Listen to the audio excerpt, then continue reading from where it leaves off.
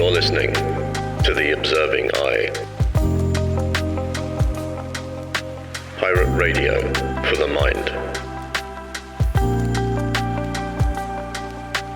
Coming at you fresh from the computer hell cabin.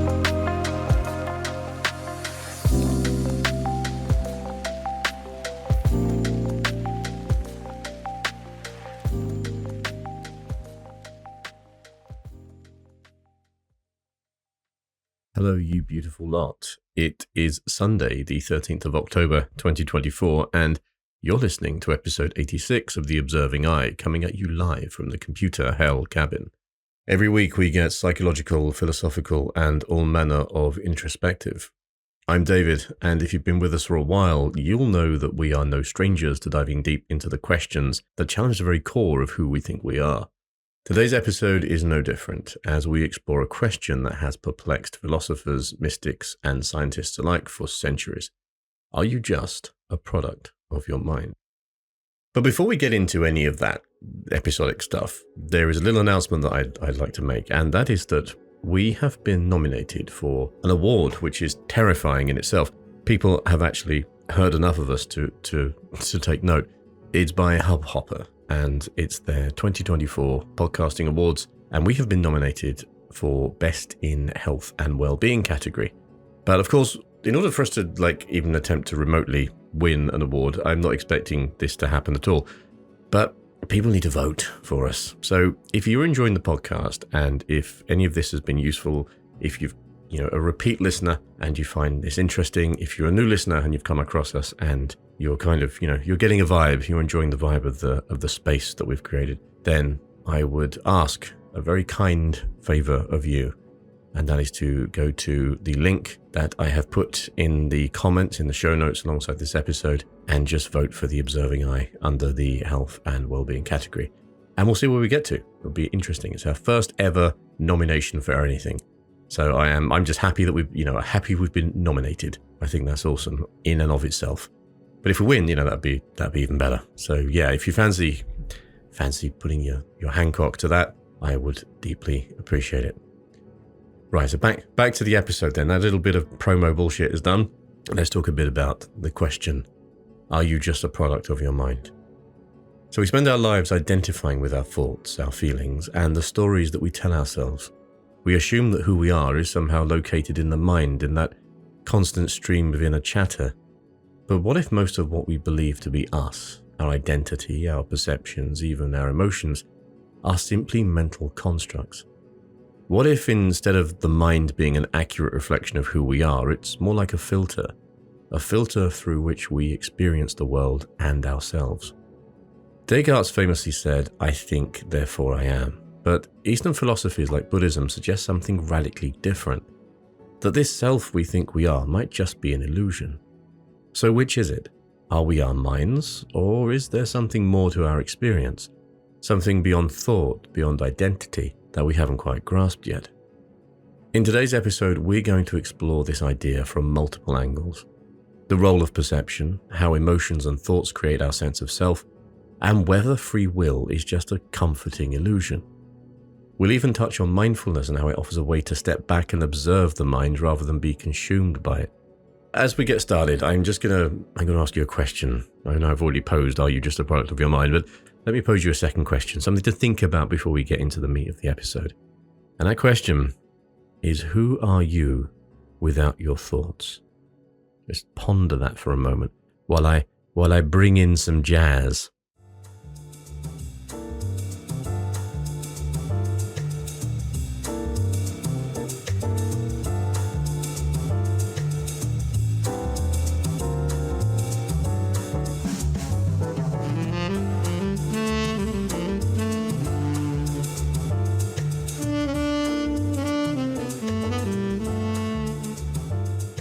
So let's begin then by asking a deceptively simple question.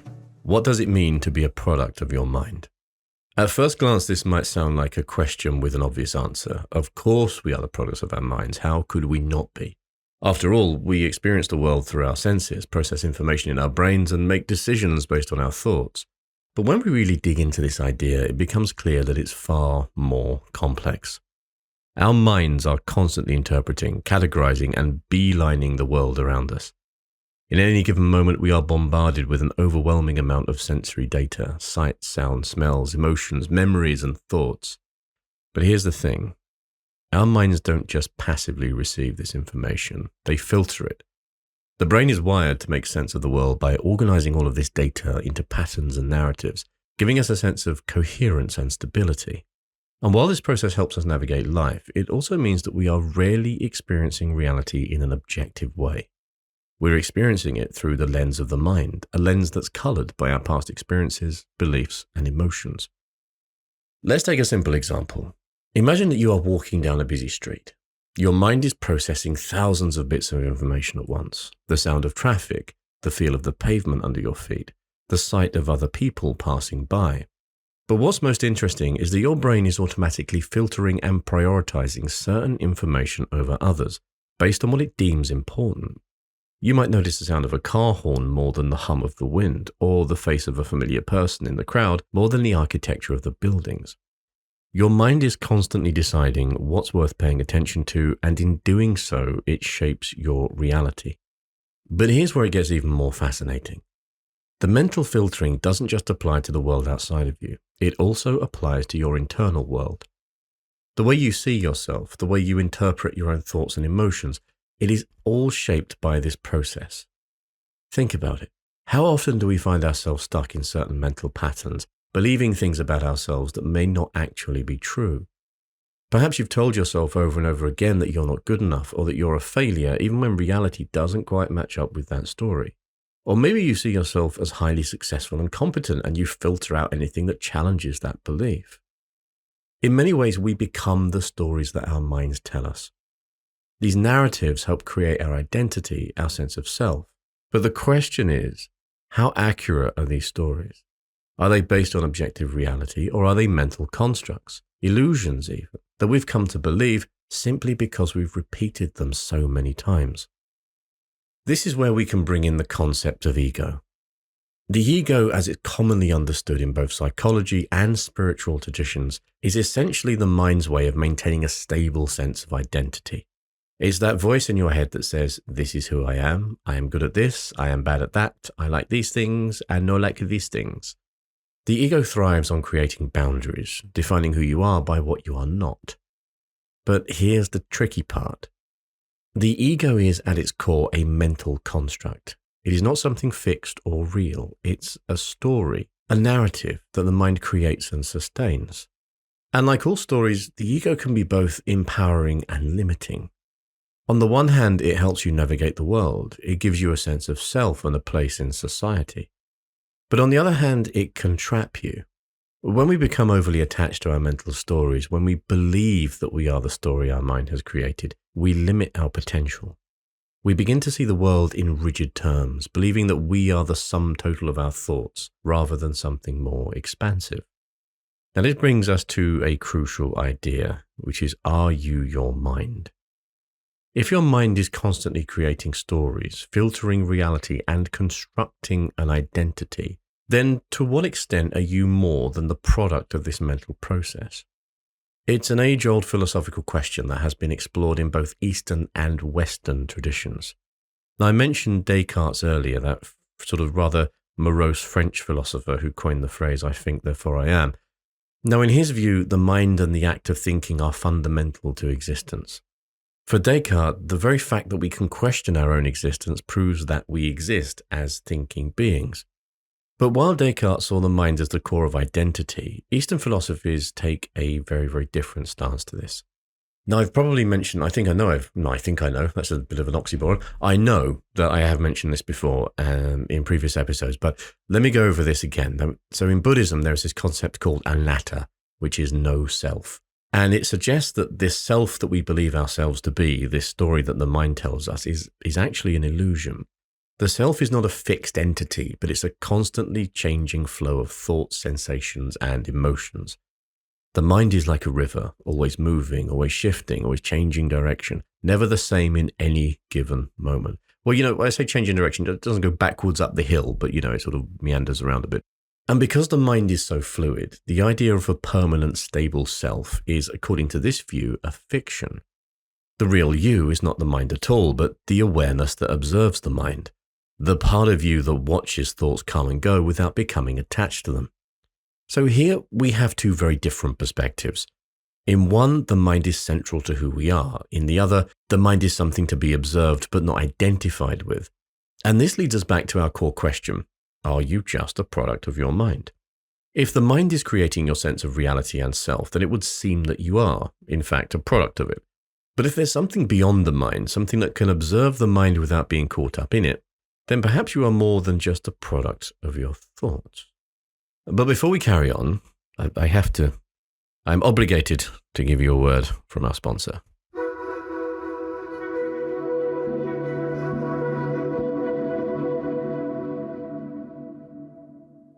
This episode is sponsored by Athletic Greens. No, it's not at all, actually. It's sponsored by me and my book, which is out on Amazon, and you can purchase it as a paperback or on the Kindle, and it sits very much alongside this podcast. So if you're interested in philosophy and psychology and ways that these ideas can be applied to our lives in general, then the book is a really great place to get some theory and some practical applications of it. The premise of the book, we go through a few different scenarios. We talk about authenticity, about gratitude, about letting go of stuff. And there's a lot of Stoicism, there's some Buddhism in there, there's all sorts of philosophy and theology that covers this stuff. And the end point of it is for you to be able to reflect upon yourself and whether you are living according to how you would want to live organically, or whether you've adopted all of these frameworks and ideas that come from the external. God knows there's enough of those that hit us every day. So if you're interested in the podcast, if you're interested in that sort of thing, some philosophy, some psychology, and some actual uses of them in day-to-day living, then go and buy my book on Amazon. You have to just search The Observing Eye, or I will put a link in the show notes for you to go and have a look at that as well. And I'm hoping that you will find it useful. So yeah, go buy my book. Subliminal messaging. Buy my book. You will buy it. Yeah, but just see what you think. Or don't. It's entirely up to you. There's no pressure. I have no expectation here. It is out into the world and I have let go of it.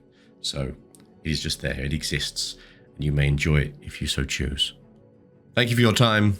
And we now return to the transmission.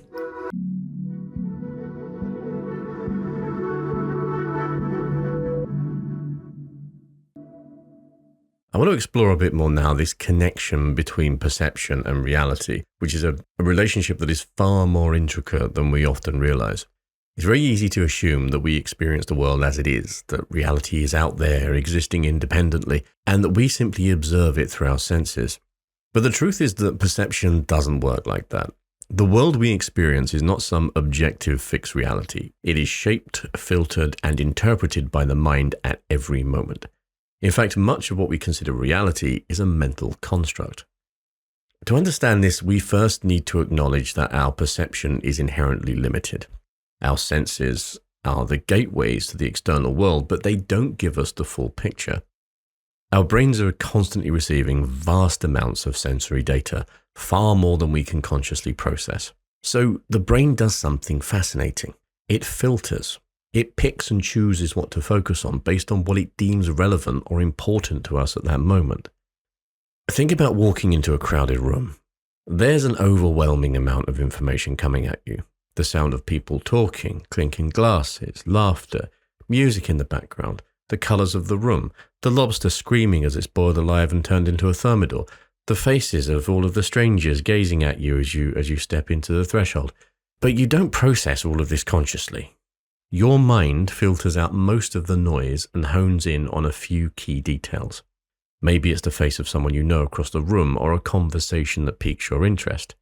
Everything else just fades into the background, almost as if it's not there. But it is there.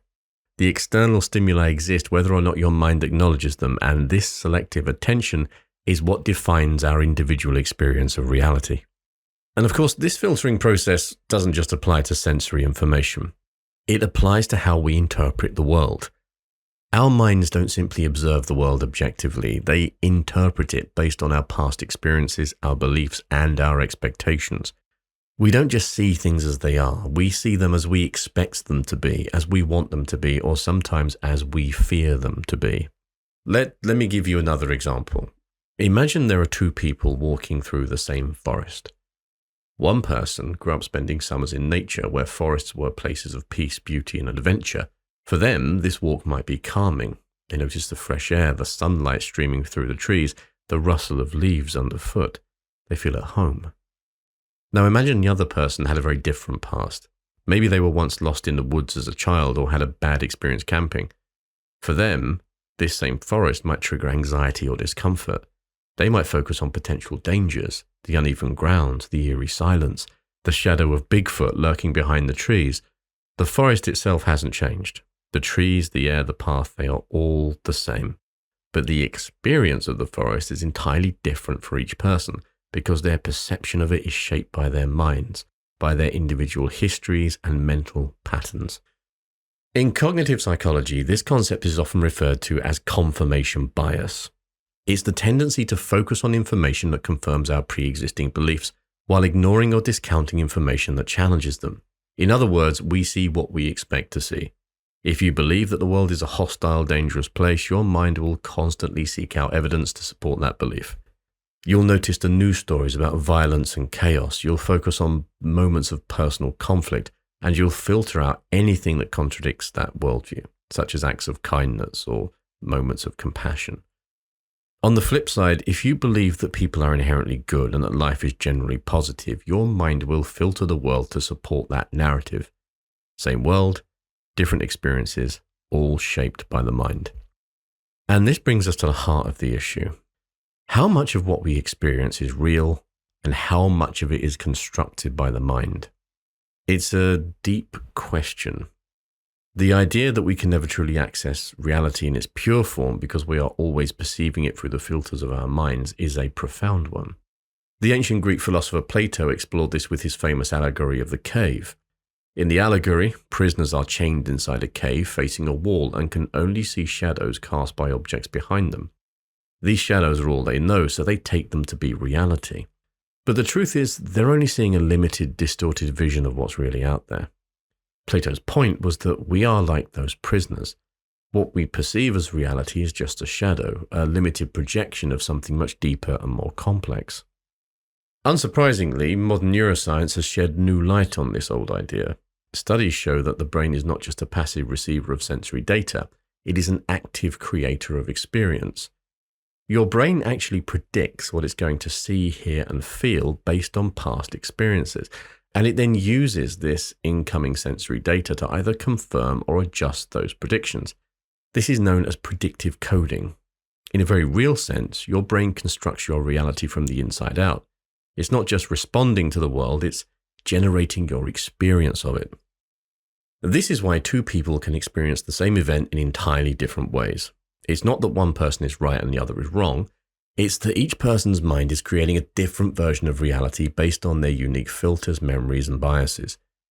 But what does this mean for us?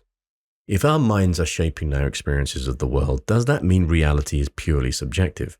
Is there no objective truth, only our individual perceptions? This is where things get tricky again. On the one hand, there very clearly is a world out there. There is a physical reality that exists independently of our minds. The trees in the forest exist whether or not we are there to see it. But on the other hand, the way that we experience that tree, its meaning, its significance, its beauty, is entirely shaped by our minds. So while there may be an objective reality, our experience of it is deeply subjective. And that experience is influenced by everything we've ever gone through, our upbringing, our culture, our beliefs, and even our mood in the moment. This is why it's so important to question our perceptions, to be aware of the mental filters we're using to interpret the world. Our perceptions feel real because they are our reality, but they are not necessarily the reality. Recognizing this opens the door to greater flexibility in how we respond to the world. If we can become more aware of the stories our minds are telling us, the biases we're bringing to the table, we can start to question them. We can ask ourselves, is this the only way to see things? Is my mind telling me the full story or just a story that I'm used to hearing?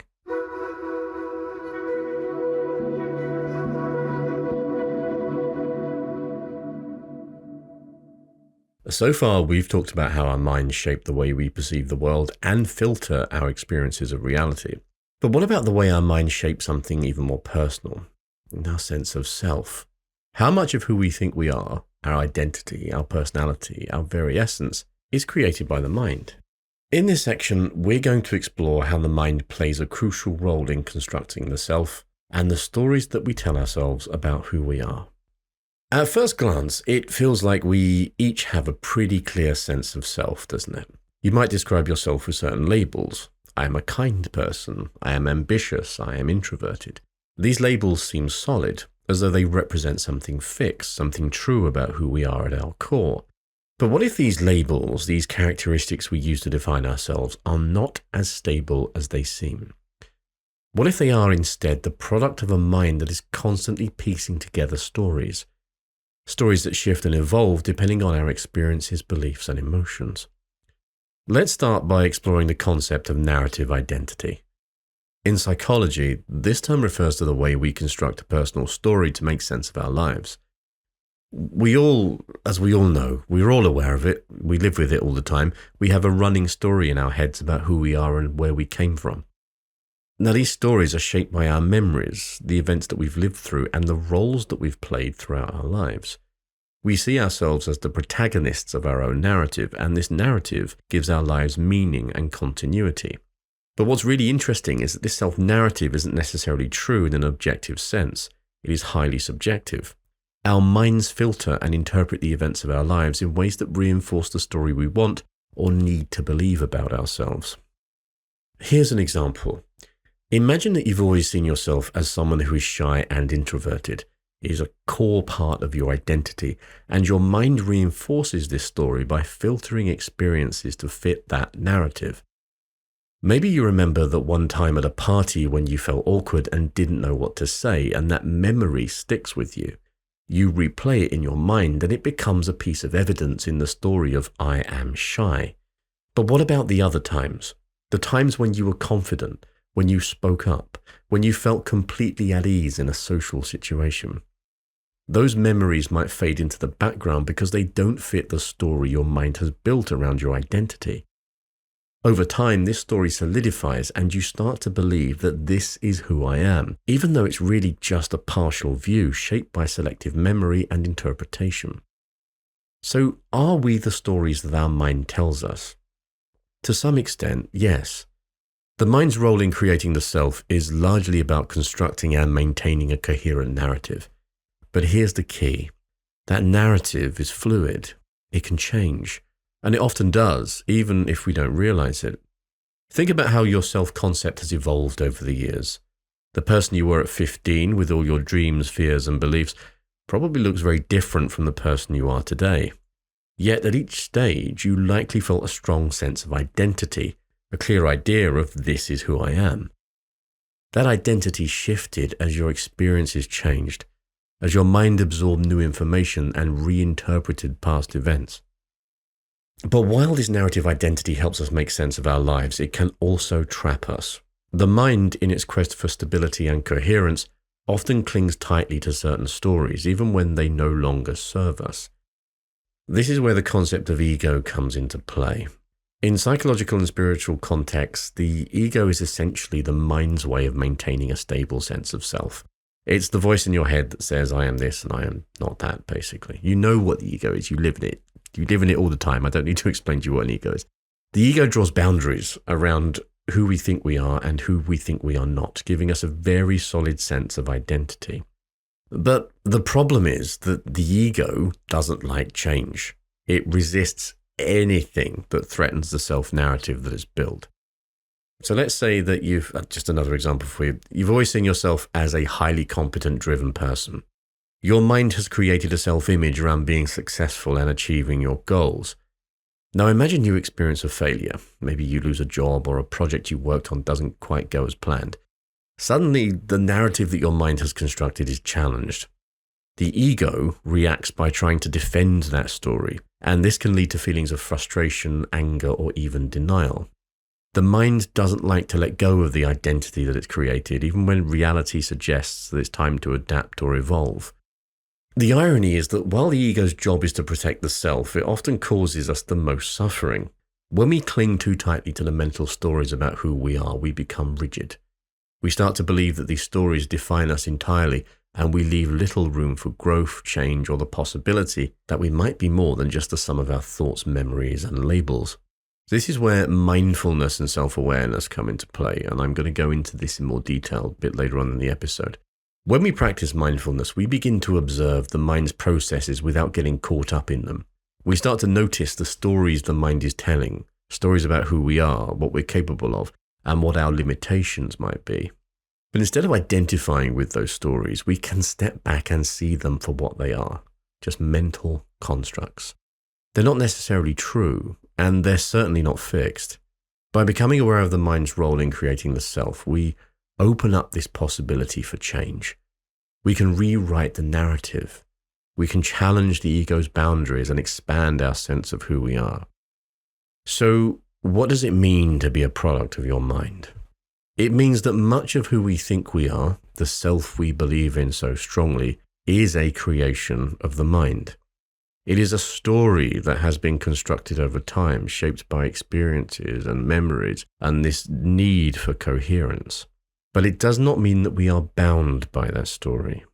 The mind may play a powerful role in creating the self, but we have the capacity to question, challenge, and even rewrite that self-narrative. We can become more than just a product of our mind stories. At this point, I want to pose you another question. Well, not so much a question, more of a reflection maybe. So take a moment to reflect on the stories that you've told yourself about who you are. How much of your identity is based on past experiences or beliefs that may no longer serve you? And what might happen if you allowed yourself to let go of those stories even just a little bit? Who might you become if you did that?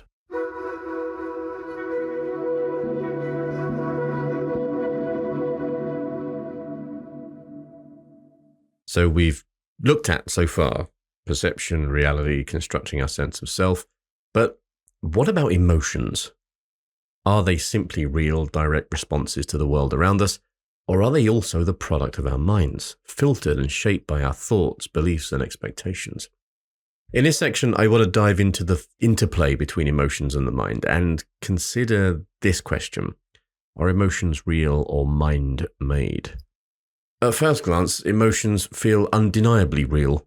And I will say that from my own experience, and I'm sure you'll say the same from yours. When you're angry, sad, joyful, or anxious, those feelings can be incredibly intense, and they seem to rise up as direct responses to external events. You get cut off in traffic and you feel anger. You receive a heartfelt compliment and you feel happiness. In these moments, it seems like the emotion is an automatic, unfiltered response to the situation. But when we look more closely, we begin to see that our emotions aren't quite as straightforward as they seem. They're not just reactions to the world, they're interpretations shaped by our minds, much like everything else we experience. Let's start by asking, what is an emotion really? From a biological perspective, emotions are deeply tied to our survival. They are complex physiological responses that evolved to help us navigate the world. Fear, for example, alerts us to potential danger. Anger can be a response to perceived threats or injustice, driving us to take action. Joy and love motivate us to seek connection and community, which increases our chances of survival. So in that sense, emotions are very real. They're physical experiences involving everything from hormonal changes to increased heart rate and muscle tension. When you feel an emotion, your body feels it too. But, of course, things are going to get a little bit more interesting. While emotions are rooted in biology, they are also profoundly shaped by the mind. Emotions do not arise in a vacuum. They are responses to our interpretations of events, and those interpretations are influenced by our thoughts. Now, two people, as we've discussed, can experience the same event but have completely different emotional reactions. Why? Because their minds interpret the event in different ways. Now, I can give you another example. Why not? Let's do another example, but we're going to look at emotion rather than the thought, and you'll find that it's basically the same. So you're in a meeting at work, your boss gives you some unexpected feedback, it's a little bit shit. One person might interpret this feedback as constructive criticism, an opportunity for growth, and they may feel motivated or grateful. Another person might interpret the exact same feedback as a personal attack, a sign that they are failing and that they're not good enough, and that emotional response may be defensiveness or frustration. The event, of course, is the same, but the emotional reactions are entirely different because, much like thought, the mind has interpreted the event in two different ways. Now, of course, then that means that emotions are not just direct responses to reality. They are shaped by how our minds perceive that reality. They're deeply tied to our thoughts, which means they can sometimes be based on inaccurate or distorted interpretations. Now, this is where the concept of cognitive distortion comes into play. Cognitive distortions are ways in which our minds twist reality in unhelpful ways, and they often trigger strong emotional responses. One common distortion is catastrophizing. This is when the mind leaps to the worst possible conclusion, even if that conclusion isn't realistic. For example, imagine you send a text to a friend and they don't reply for several hours. See how old I am? I'm talking about sending texts. Who sends an SMS? My grandma has an SMS phone. You send a text to a friend and they don't reply for several hours. If you are catastrophizing, your mind might immediately jump to the conclusion that your friend is upset with you, or worse, that they don't want to be friends anymore. They're not talking to you because you must have offended them in some way, but you haven't realized it. There goes the escalation, right? And of course, as a result of that, you may feel anxiety or sadness or panic, all because your interpretation has been that, not because of the actual situation. Another distortion is what's called personalization, which is where the mind interprets neutral events as being directly related to you. For example, if you're walking down the street and someone frowns as they pass by, you might interpret that frown as disapproval of you, when in reality, the person might just be having a bad day. I've done it. I've walked down the street and I've started smiling because I'm thinking about something that happened to me earlier and it's making me laugh again. But I must look like a madman just grinning down, well, not mad grinning, but just like smiling as I walk down the street, just vacant eyes as I relive this experience and wander down the road on autopilot. I'm not smiling at the other people, I'm smiling at something in my head. And I'm, the same thing. I could be walking along and I'll suddenly frown because I thought of something that's caused me consternation. And that's, that happens. I'm not frowning at the people around me. I'm frowning at my internal self. It's funny. We have to, and I think it's a very common thing, and it's a very understandable thing, because we are the singular experiences of our own universe, right? All we know is what we directly, all we really know is what we directly experience. So in a way, we are the protagonist. So I don't think it's fair to say that it's a negative thing. I think we all do it to an extent. The world is happening around us, to us, who are just experiencing it all. And that's the only experience we know. So of course we're going to, at times, look at something that's happening and think, well, maybe that's aimed at me, because what else is there? What else is there but the self and the ego to experience? What's important to recognize here is that these cognitive distortions, back on script now, these cognitive, oh my God, we're not even halfway through. These cognitive distortions and the emotional responses they trigger are products of the mind. They are not reflective of reality necessarily. And of course, I think many of the emotions we experience on a daily basis are shaped by our thoughts, or shaped by thoughts that are not fully accurate or helpful. Now, of course, this doesn't mean the emotions aren't real. Of course they're real. You're experiencing them. They're real, right? They affect your body. They affect your mind. You feel them. They're happening. Of course they're real. But it does mean that they're not always a direct reflection of what is actually happening. They are shaped by the stories, that narrative that your mind is running underneath. Now, of course, this brings us to a crucial question. Can we change the way that we feel by changing the way that we think? According to practices like cognitive behavioral therapy, the answer is yes, we can. CBT is based on the idea that our thoughts, emotions, and behaviors are interconnected, and that by changing our thoughts, we can change our emotional responses. If we can learn to recognize and challenge the distorted or unhelpful thoughts that shape our emotions, we can begin to shift our emotional landscape. Let's go back to that example where we were getting feedback at work. If our initial response is defensive or anger, it might be because our mind is telling us a story, like this feedback means I'm not good enough, or my boss doesn't respect me. But if we take a moment to challenge that thought, if we remind ourselves that feedback is a normal part of professional growth and that it doesn't define your worth, you might notice that your emotional response begins to change. Instead of feeling defensive, you might feel more open, more willing to learn from the experience. This idea that we can change our emotions by changing our thoughts is also a core principle of mindfulness. When we practice mindfulness, we learn to observe our emotions without immediately reacting to them. And we become aware of the thoughts and stories that are fueling those emotions. It gives us a bit more space between the trigger and the reaction. So, something triggers that emotion, we aren't immediately responding to it. We create like a pause, like a break point between the two, in which we can explore that a little bit more. It gives us a space to question by sort of stepping out of it slightly. It's important, of course, to acknowledge that the emotion is happening, but the idea is not to be ruled or governed by it. So are emotions real or mind-made? I guess the answer is both, really. On the one hand, emotions are real because we are physically experiencing them in our bodies and our minds. They're rooted in our biology and are part of what makes us human. But on the other hand, emotions are deeply shaped by our minds, by the way we interpret and think about the world around us. They are not purely objective responses. They are filtered through that lens of thoughts and belief and past biases and experiences and all of that stuff. Now, this does mean that we have more influence over our emotions than we might actually have originally thought. By becoming aware of the thoughts and mental patterns that shape our emotions, we can begin to shift those patterns. We can learn to respond to our emotions in more mindful, compassionate ways, rather than being swept away by them.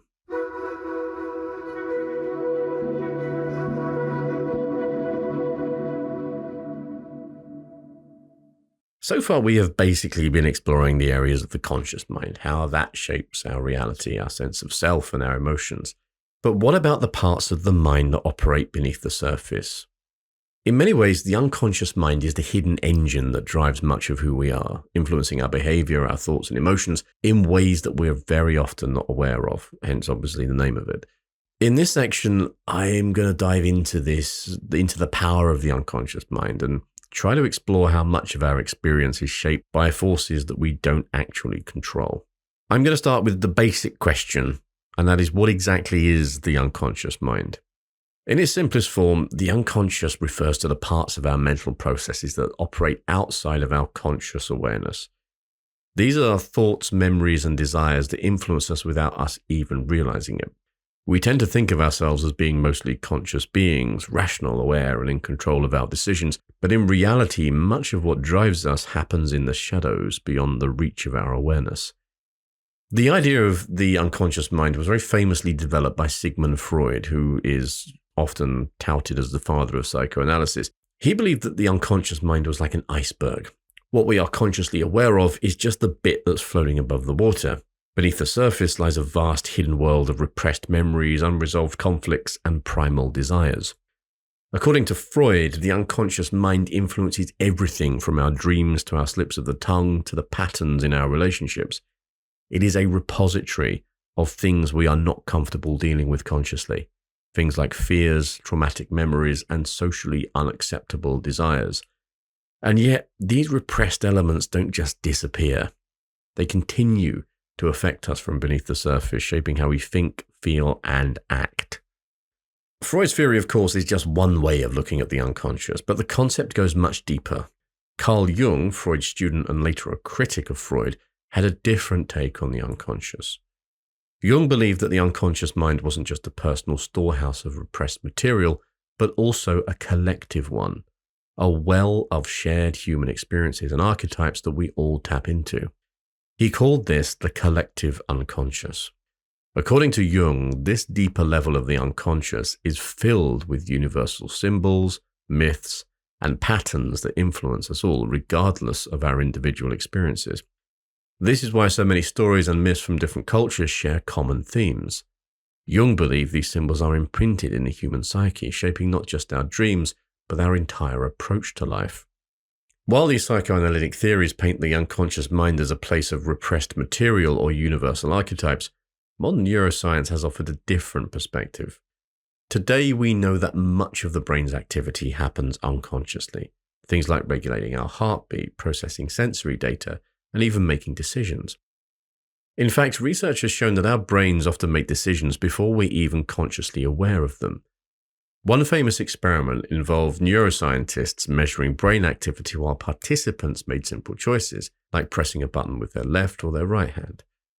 Remarkably, brain scans showed that the decision was made in the unconscious brain up to several seconds before the participants became consciously aware of it.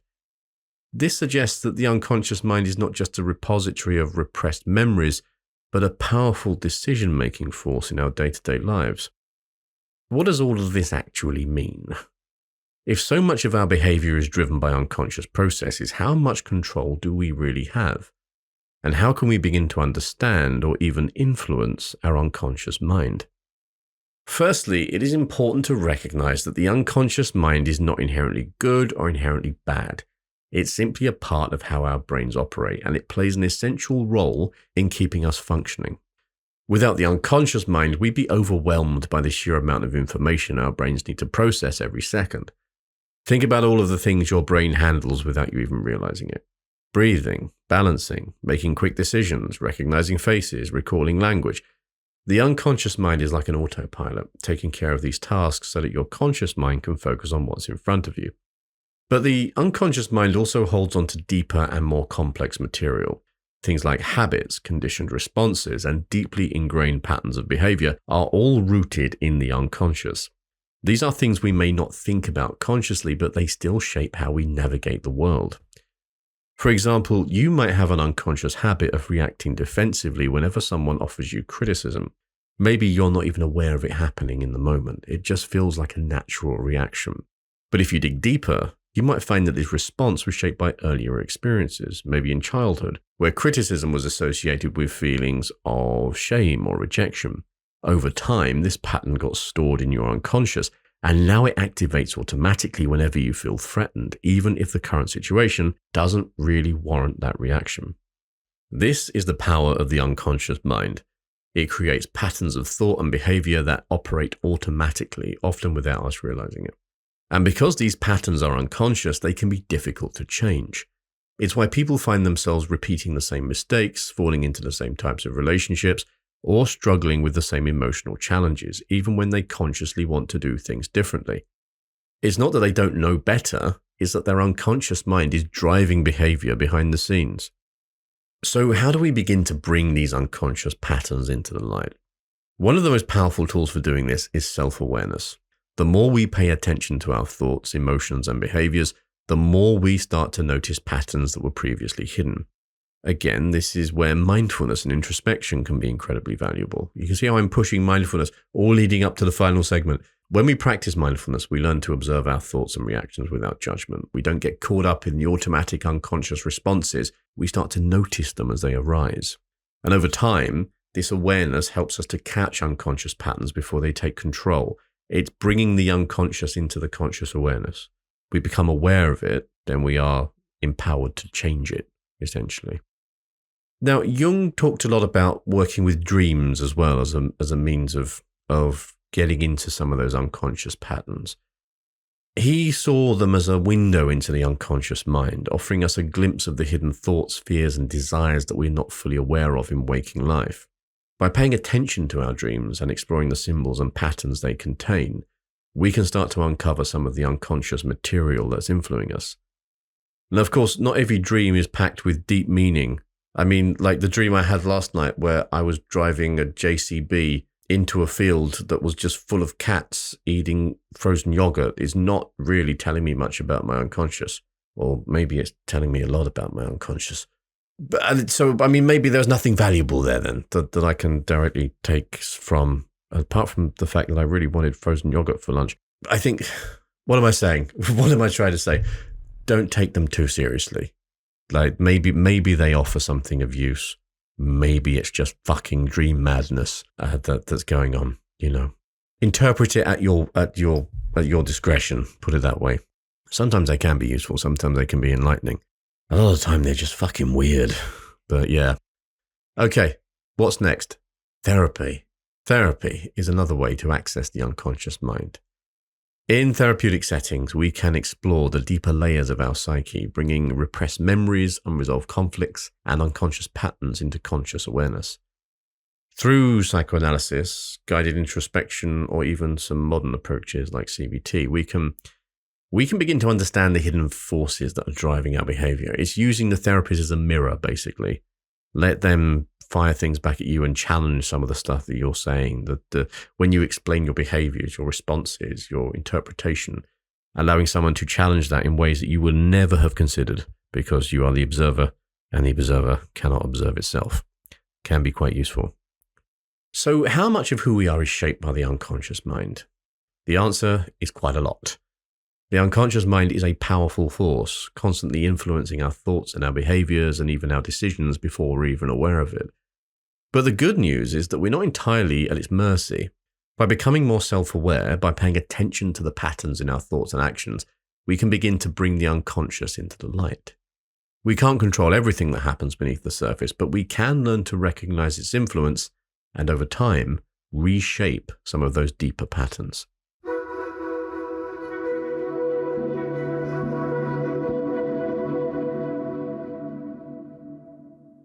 So in the previous section, we explored how the unconscious mind influences us. But to me, that brings us on to a rather challenging question, particularly when it comes to how we looked at how decisions are made by the unconscious mind. And that's, do we truly have free will? How much control do we really have over our choices, our actions, and ultimately who we are? In this section, I want to explore the limits of free will and examine whether our lives are shaped by conscious decision-making or if they are largely driven by forces outside of our control. To start, let's define what we mean by free will. At its core, free will is the idea that we as conscious beings have the ability to make choices that are not determined by past events, external influences, or internal conditioning. It's the belief that we are the authors of our own actions, that we can choose our path in life based on rational, conscious decision-making. But when we dig deeper into how the mind works, this notion of free will becomes much more complicated. Think about the last time you made a decision. Maybe something as simple as what to eat for breakfast, or something more significant like choosing to leave a job or start a new relationship. On the surface, it feels like you made that choice freely based on your preferences, your desires, and your rational thinking. But let's ask ourselves, what really went into that decision? Were you influenced by your past experiences, your habits, your unconscious desires? Did you choose that breakfast because you truly wanted it, or because it's what you've always eaten? Or perhaps you were influenced by an advertisement you saw the day before? And in the case of the bigger life decisions, how much of that choice was shaped by social expectations, by fear, by patterns of thought that you've developed over time? These questions begin to challenge the very idea of free will. Are we really making decisions freely, or are we simply reacting to a complex web of influences, our upbringing, our environment, our biology, and the unconscious patterns that drive us? If so much of our mental life operates outside of conscious awareness, can we say that we are truly in control? In the previous section, we talked about how neuroscience has discovered that we are making decisions in our unconscious before our conscious mind becomes aware of them. And that raises to me a rather curious question. If our brains are making decisions before we're aware of them, where does that leave free will? Are we simply rationalizing decisions that have already been made for us by unconscious processes, by the automatic workings of the brain? This idea that we are not the originators of our choices, but rather the interpreters of decisions made by deeper, unseen forces, can be unsettling. Some philosophers and scientists argue that this evidence points to a more deterministic view of the world. Determinism is the idea that every event, including human action, is the inevitable result of preceding causes. In other words, every choice we make is shaped by a chain of prior events stretching back to our biology, our upbringing, and even further, to the very nature of the universe itself. From this perspective, free will is an illusion. We may feel like we are making free choices, but in reality, those choices are determined by factors beyond our control. But if determinism is true, what does that mean for personal responsibility? If we aren't fully in control of our actions, how can we be held accountable for them? This is where the philosophical side of things gets even more complex. Some philosophers propose a middle ground known as compatibilism. According to compatibilism, free will and determinism aren't mutually exclusive. We may not have ultimate control over our choices, our decisions may be shaped by unconscious processes or external influences, but we still have the capacity to act according to our desires and motivations. In this view, as long as we are not being coerced or forced into a decision, we can still be considered to have free will, even if our choices are shaped by underlying causes. Another important aspect of this debate is the role of conditioning. From a psychological perspective, much of what we consider to be free will is actually the result of deeply ingrained patterns of behavior developed over time through repetition and reinforcement. This is where the concept of conditioning comes into play. We all have habits, ways of thinking, feeling, and acting that have become automatic. Maybe you always react with frustration in certain situations, or maybe you've developed a pattern of avoiding conflict or seeking approval. These behaviors often feel like conscious choices in the moment, but they are really the result of years of conditioning. And because they operate at a largely unconscious level, they can be difficult to change even if we want to. Take, for example, someone who's trying to break a habit, like quitting smoking or changing their eating patterns.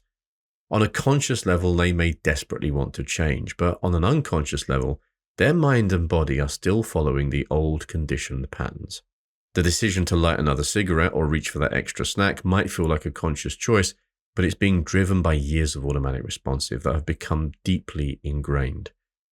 In this way, the unconscious mind can limit our ability to exercise free will because it keeps us stuck in patterns of behavior that we may not even be fully aware of. But does this mean that free will is entirely out of reach? Well, not necessarily. While it's true that much of our behavior is shaped by unconscious processes and conditioning, we also have the capacity for self-awareness and reflection.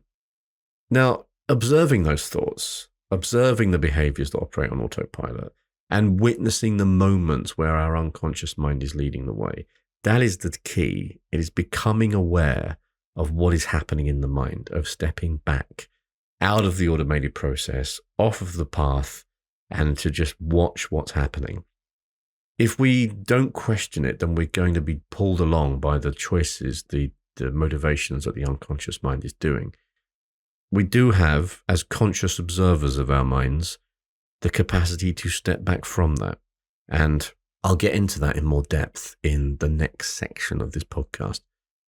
Now, some neuroscientists and psychologists believe that while our initial impulses might be shaped by unconscious processes, we still have the power to intervene and change the course of our actions.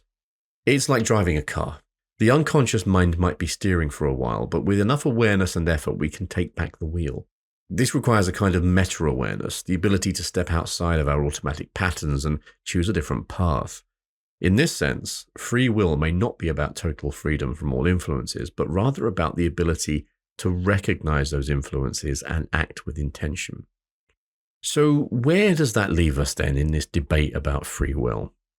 The truth is, there are limits to how much control we have over our decisions. We are shaped by our biology, by our environment, by the unconscious mind, and by the patterns of thought and behavior that have developed over time. But within those limits, we still have the capacity to exercise choice, to reflect on our actions, and to shape our lives with conscious intention.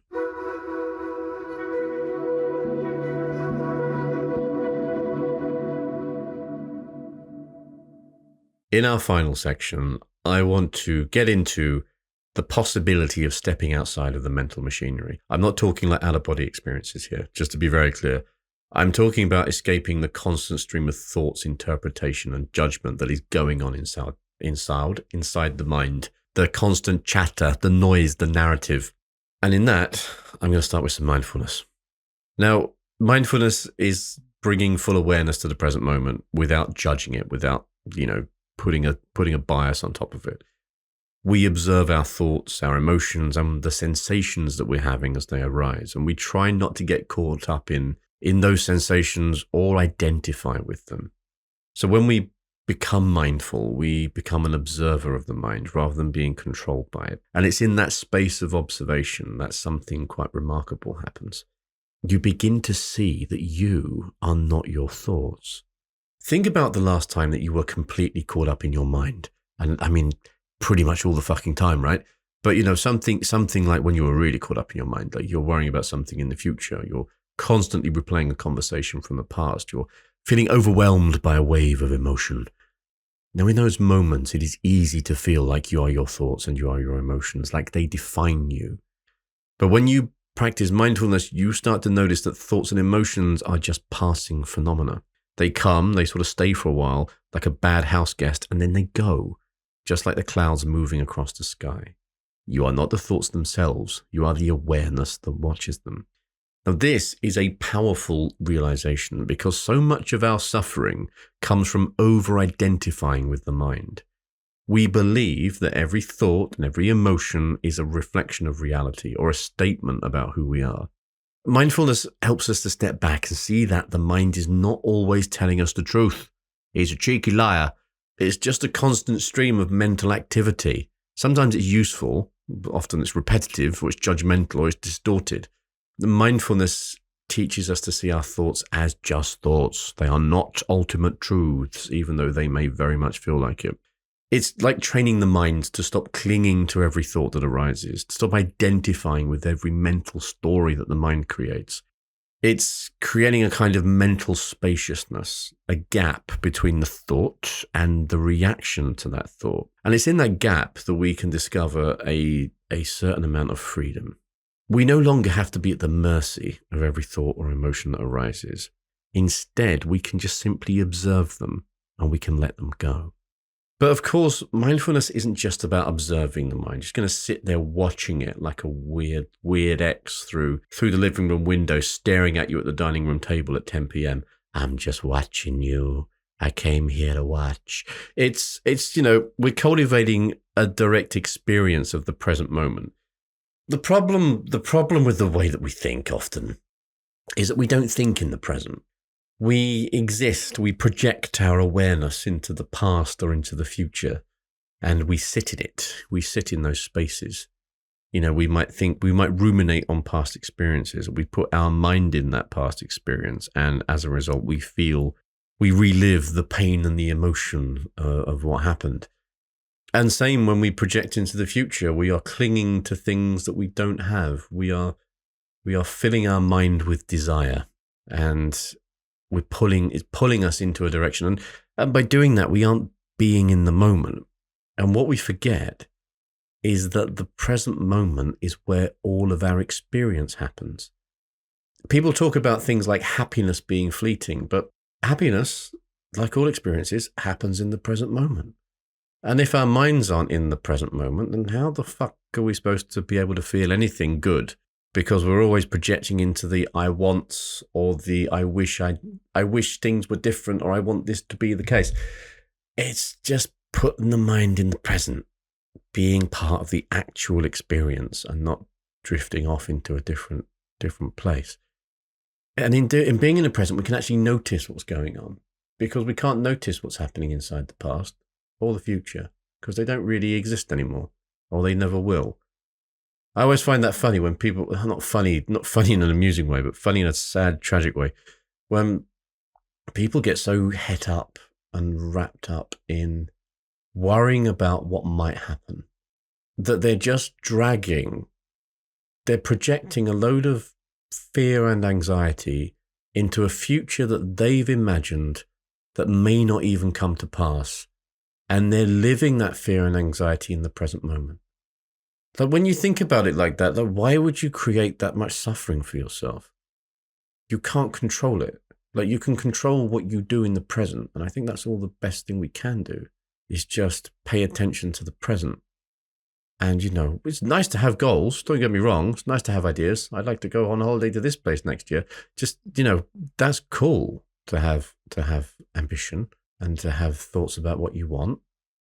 But don't become the future of what you think you'd like, or the fears of what you think are going to happen, and all of that nonsense. Work towards it in the present. At least you've got something to aim for. but don't become it. Don't become this imaginary future that probably won't exist. So that's mindfulness. There's another thing called non-dualism, which I talked about in an episode about, I don't know, a month ago, 4 episodes back, something like that. Now, non-mindfulness. Non-mindfulness is not what we're aiming for. I am not of the mind. The non-dualism is central to many Eastern spiritual traditions. And it's this idea that the separation between the self and the world is an illusion. This is where we're getting into some of that illusory stuff. So in the non-dual world, there is no true division between me and the world.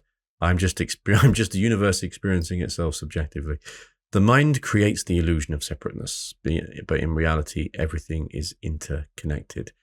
So in our day-to-day experiences, we do feel like separate individuals, little bubbles of consciousness navigating a world that exists outside of us, separate from me.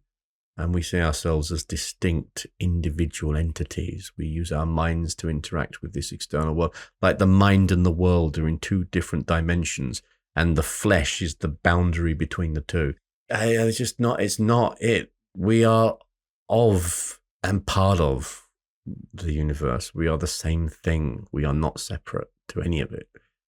And non-dualism challenges this framework, this idea, and it suggests that the sense of separation, the sense of I as a person existing separately from the world as something out there, is yet another mental construct, is yet another illusion created by the mind, much like the ego. So how do we escape the illusion of separateness? So according to non-dualism, the key is to go beyond the mind. There's a fucking statement, isn't there? The mind, with all of its thoughts and its judgments, is what creates the illusion of duality. When we are identified with the mind, we see everything in terms of me and other, subject and object. But non-dualism teaches us that when we stop identifying with the constant chatter of the mind, with that narrative that is perpetually overlaying, we can get into a slightly deeper reality. And this is a reality where the boundaries between self and the world begin to dissolve. Now, mindfulness helps us to do this. There's a certain intersection between mindfulness and non-dualism. And it is all part of that stepping back from the mind. I say stepping back from the mind is the wrong way to put it. Stepping back from the ego, because the ego is the noisy bit. The ego is the identity that wants to cling on to existence like a limpet to a rock and doesn't like change. So that's the bit. We're stepping back from the ego. We exist in the mind. We are the awareness. But we need to step back from the ego. That's the noisy bit. That's the bit with all the thoughts, you see, the thoughts. Now, for some, this non-dual awareness is quite liberating. It frees us from the constant mental struggle of trying to maintain a separate self, trying to control and manipulate the world according to the mind's desires. In this non-dual state, there is no need to grasp or resist anything because everything is already part of the whole. There's no longer a sense of being a separate individual trying to navigate a chaotic world. Instead, there's just the flow of existence itself with no me standing apart from any of it. Non-dualism, it's not just a philosophical idea.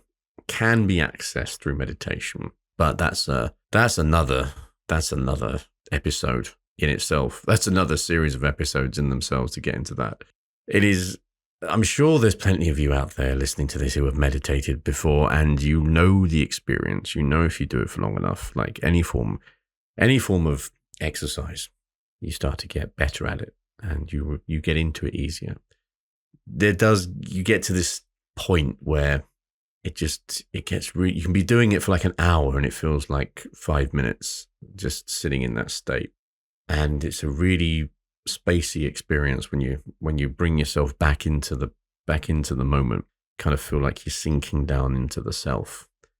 Like there's layers that you kind of fall down into. It's really cool. But I'm going to mention it here because it's a conversation I will have later. I think something I'll need to do more work on to discuss in a useful way. I'm just putting it out there so you're aware of it. So you're aware of how we can approach existence with this idea of non-dualism if you like, I'm sure there's plenty of people who go, what the fuck are you talking about? This is nonsense. And that's also cool. It's an idea. It is an idea that you may want to explore in a bit more depth. And of course, if you do, we have the power. We can rebuild him. We have the capacity, the capability to do that now. So you can comment on the episode. You can message us on social media. You can email me at david@theobservingeye.com if you like. I do accept emails and I will respond to them. Yeah, so do you have questions about that? I'd be interested to keep a dialogue going. I don't want this to be, although it has become that. I don't want this to be a broadcast as such, but if I can provide some clarity on some of this stuff that's going to be useful to people, because that's what we're here for, try and be of use in some way, then I'd be very happy to answer questions that you have or any way of exploring these ideas in more detail. So I guess I'm going to end with asking another question, I suppose. Can we escape the mind? And I guess let's rephrase that. Can we escape the ego? Can we escape the ego? We don't escape the mind. We escape the ego. And in a sense, the answer will be yes. We can step back from the ego's constant stream of chatter, and we can begin to see that we are not the ego. By exploring some of these ideas in non-dual awareness, we can take this a step further. We can realize that the very sense of separateness that the mind creates is an illusion. We can remember that there is no I and the world. There is only one seamless reality, experienced directly beyond the filters of the mind.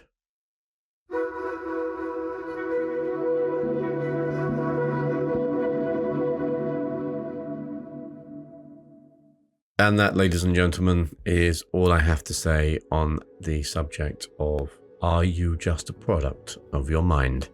We, of course, started by asking that very deceptively simple question, and as we dived into it, it clearly revealed itself to be far more complex than it first seemed.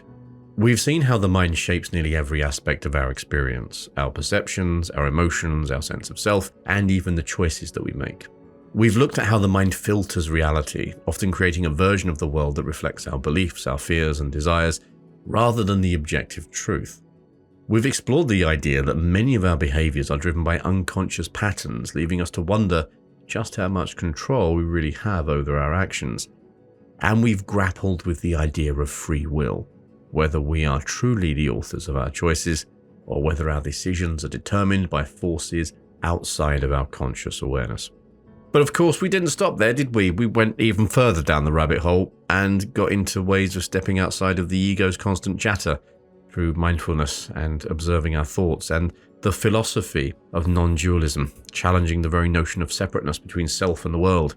Both mindfulness and non-dual awareness offer us a path toward greater freedom, not by controlling the mind, but by seeing through its illusions and recognizing that we are not bound by the stories that it tells us. So where does that leave us after all that? Are we just products of our minds? Well, in one sense, yes. The mind plays a powerful role in shaping who we think we are and how we experience the world. But as we've seen, the mind's version of reality is not the whole story. There is something deeper, something beyond thought, beyond identity, beyond the mental constructs that shape our everyday lives. Call it awareness, presence, being, whatever name you want to give it, there is a part of us that is not confined to the mind. And when we can tap into that deeper aspect of ourselves, we begin to experience a kind of freedom that goes beyond the limits of the mental world. This isn't about escaping the mind entirely. It is neither possible nor necessary. Instead, it's about shifting our relationship with the mind. It's about recognizing that we have the ability to observe the mind without getting lost in it, to see our thoughts and emotions for what they are, passing phenomena rather than fixed truths. When we do this, we create space for a more expansive way of living. We free ourselves from the need to define who we are based solely on our thoughts, our past, or the stories we've always told ourselves. So as we finish up this episode, I would like you to contemplate, I will ask you if you feel like it, contemplating this question. How much of who I am is shaped by my mind, and how much of me exists beyond the mind's narrative?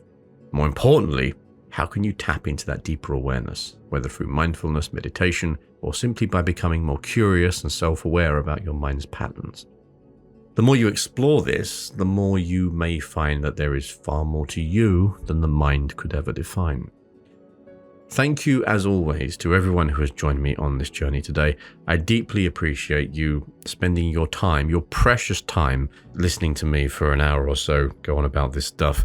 And I genuinely hope that you found something that has sparked an interest or inspired you to question perhaps the way that your mind shapes your experience. I also want to give a huge thank you to everybody who has subscribed to the podcast so far. Your support is hugely, hugely appreciated, and it's great to see that people are finding some of this stuff useful. If you enjoyed the episode, if you're new and you haven't subscribed to the podcast, we would ask very kindly if you wouldn't mind doing so, or just leave us a review or share it with someone that you think might find it interesting, because continued support helps us to continue bringing out this sort of content. Of course, if anything in this episode has resonated with you in any way, then I would love to hear from you. You can share your stories via Patreon at patreon.com/theobservingeye or on social media. You can find us on YouTube at youtube.com/@theobservingeye and on TikTok and Instagram with the handle @theobservingeye as well. And I'm going to add to that new addition to the ways of contacting us. You can send me an email at david@theobservingeye.com. That is our official email address. You can ping us messages. You can send us torrents of abuse. No, please don't do that, because I have to sift through it all. Anyway, take care, everybody. Much love. I'll catch you soon. You've been listening to The Observing Eye. Thanks for spending some time with me today. I hope it's been useful. And if you're interested in any more of my writing or work around psychology, philosophy, and general day-to-day living, please go and take a look at my Substack, which is theobservingeye.com. And that's I as in the letter, not I as in the gelatinous organ through which you see. Take care, everybody. Much love, and I'll catch you soon.